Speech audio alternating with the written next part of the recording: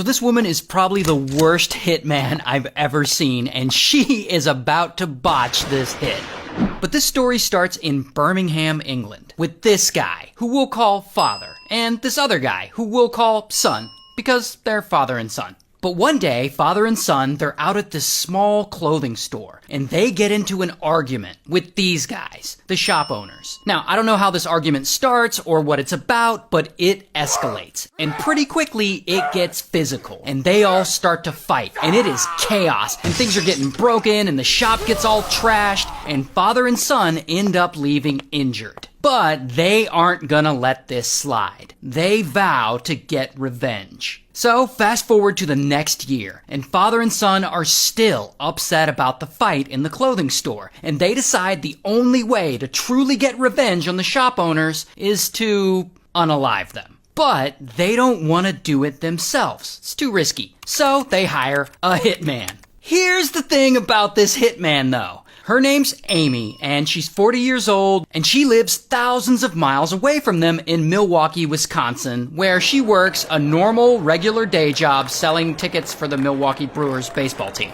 And there is no indication that she's an actual real hitman or that she's ever assassinated anyone before. The only thing we know about her is that she posts on her Instagram a lot. So, we don't know why father and son chose her as their hitman or how they linked up with her, but regardless, son hires Amy, this regular-ass woman from the suburbs, as a contract killer. And Amy agrees to fly to England to do the job, and she buys some pew-pews to ship them over to England because I guess pew-pews are hard to get there, and then she flies over. And she's all excited about this gig, and she posts about it on her Instagram. To Manchester we go. Can't wait to see my BFF partner in crime. Lol. So then father and son, they meet Amy at her hotel, and together they all finalize the plan. Then Amy gets one of the shop owner's number, and she calls him, and she pretends to be interested in buying a Volkswagen he's selling. She's like, I'm interested in buying a Volkswagen you're selling. And then they make plans to meet up, and this meetup is where she plans to assassinate them. And of course, before she goes on this hit, she posts a picture of herself on Instagram with the devil horns. Anyway, the next night, Amy puts on a hijab as a disguise, and then she drives her rental car over to meet one of the shop owners near his home. And so then she gets there, and the shop owner pulls up, and as he's getting out of his car, Amy gets out of her car, leaving the door open. And she's got a pew-pew, and she walks toward him, and she raises her arm, pointing the pew-pew right at his head. And shop owner, he sees that she's about to shoot him, and he's like, oh shit! And right then, she pulls the trigger.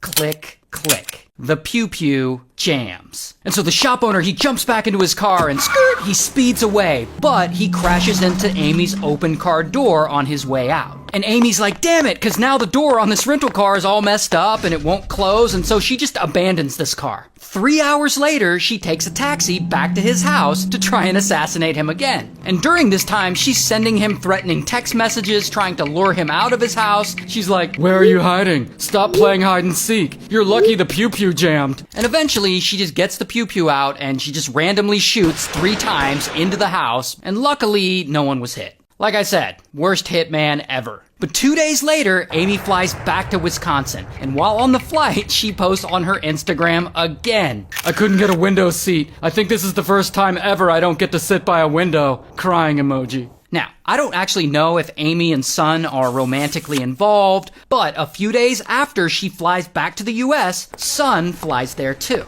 And while he's in the US, police back in England, they find CCTV footage of him and his dad driving around that area at the time of the hit. And they are able to connect them to the shop owner's assassination attempt. But son doesn't know this yet. And then a month later, son flies back to England and bam, police arrest him. Here's his mugshot. And they eventually arrest father too. Here's his mugshot. And then when Amy hears that son got arrested, she knows they're coming after her next, and she knows she has to disappear. So she tells her family that she got a job as a radio DJ in Armenia. And she flees the country to go live somewhere in Armenia. And she's living there quietly, and she's hiding out, but she's still posting on Instagram for some reason.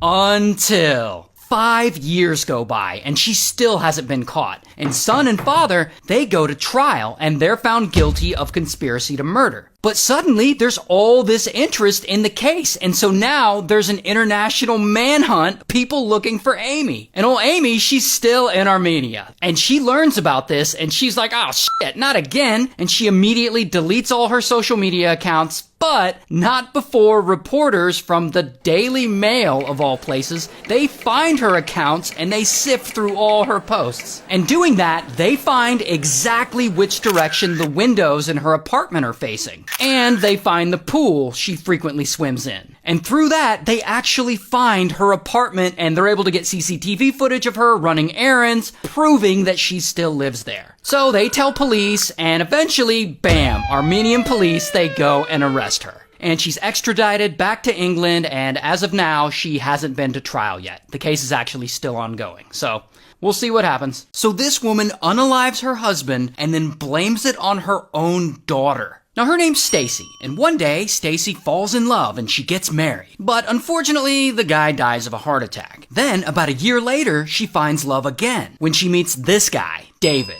And eventually, Stacy and David get married. And things, I guess, are going well. Until they're not. Because one day, Stacy and David get into a horrible fight. Like, it's really bad. Like, the fight lasts 7 hours. That bad. And David gets so mad, he eventually locks himself in their bedroom with a bottle of alcohol. Because he doesn't want to see anyone. So Stacy and the kids, they all go stay elsewhere to let David cool off. And 3 days go by, and David is still locked in the bedroom. And Stacy hasn't heard from him, so she calls 911 to have them go over there and do a wellness check. Police communications, can I help you? My husband didn't show up to work this morning. I don't know what's going on. So police and paramedics, they go there and they knock, but there's no response, so they end up kicking the bedroom door down, and that is where they find David on the bed, unalived. And they also find an empty bottle of antifreeze under the bed. And they see a glass of it on the nightstand next to a bottle of alcohol. So it looks like David just unalived himself with some antifreeze. And Stacy confirms that, yeah, he had been depressed. And it's unfortunate, but it looks like it's an open and shut case of suicide.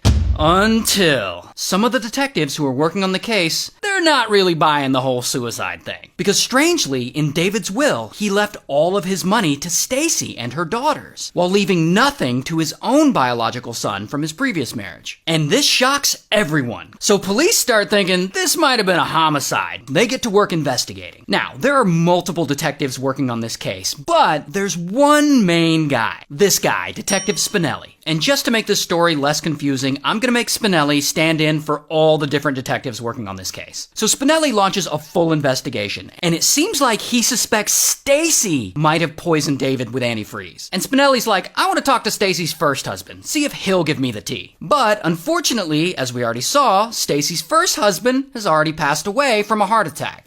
Or did he? So Spinelli's like, alright, that's weird. And he petitions the court to get first husband's body exhumed. And it takes a while, like 2 years go by, but they finally grant him permission. And so they exhume the body, and when the autopsy report comes back, first husband's insides are loaded with crystals, which is a telltale sign of antifreeze poisoning. And Spinelli's like, I knew it! This bitch killed both her husbands with antifreeze! So they bring Stacy in for questioning, and Spinelli doesn't really get much out of her. But he's not giving up. He goes out and he finds Stacy's daughter, who had just started college. And we'll just call her Daughter. So he goes to Daughter's college to talk to her, and he informs her that when her dad died all those years ago, it wasn't from a heart attack. He actually died from antifreeze poisoning. And Daughter freaks out, like, what? Dad died of antifreeze poisoning? And she calls her mom. And Stacy's like, how dare the police harass you? But she's also like, hey, life is hard. Let's have a drink when you get home. So eventually Daughter goes home, and she and her mom, Stacy, end up having a drink together, which Stacy prepares. But then, after one drink, Daughter's suddenly tired, and she goes to bed. The next morning, Daughter's sister goes into the bedroom and finds her there in the bed, barely breathing. So she runs to her mom and she's like, Daughter's not breathing, call 911. So Stacy calls 911 and police and paramedics get there and they discover that Daughter had left a suicide note, which basically says, I'm gonna unalive myself, but it also confesses that she is the one who unalived her dad and her stepdad with antifreeze. And it says that police should stop investigating her mom.